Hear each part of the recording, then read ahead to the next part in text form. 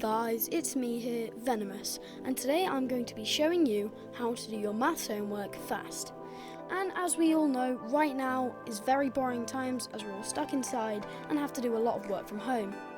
Like I said, this is very boring, so I'm going to show you a way to do this with haste. All we're going to need today is a mobile phone of any sort and access to the App Store, Play Store or whatever's on your device. So today we're going to be downloading an app called Photomath. So let's get right into it. So guys, first I'm going to show you how to install the app. Go to your relative app store and then go to the search bar. Once you've reached the search bar, type in Photomath. Now what you see should be the first option.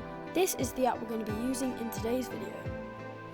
Once you've installed it, just click on it and you'll be greeted with this.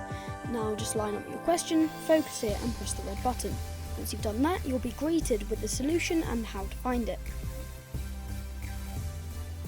Now again, over here I've done another harder question. You don't always have to move your camera about, you can adjust the box, press the red button again, and there you go. You've got the solution and how to find it.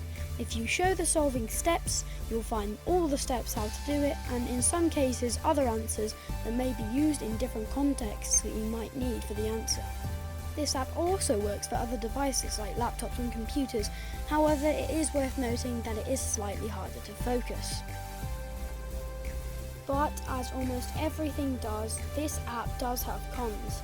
Number one being that this app cannot scan or calculate questions involving graphs or diagrams. And number two being that the app does have certain limitations hidden behind a paywall. Number one being that certain steps will not be explained unless you buy the Pro version, and number two, there are ads again unless you buy the Pro version. However, this isn't much of a problem as the ads do not occur frequently, and anything else that doesn't show up you can just Google. But anyway guys, I think I'm going to end it off here. Thank you very much for watching the video. Comment, like and subscribe, and I'll see you in the next one. Bye!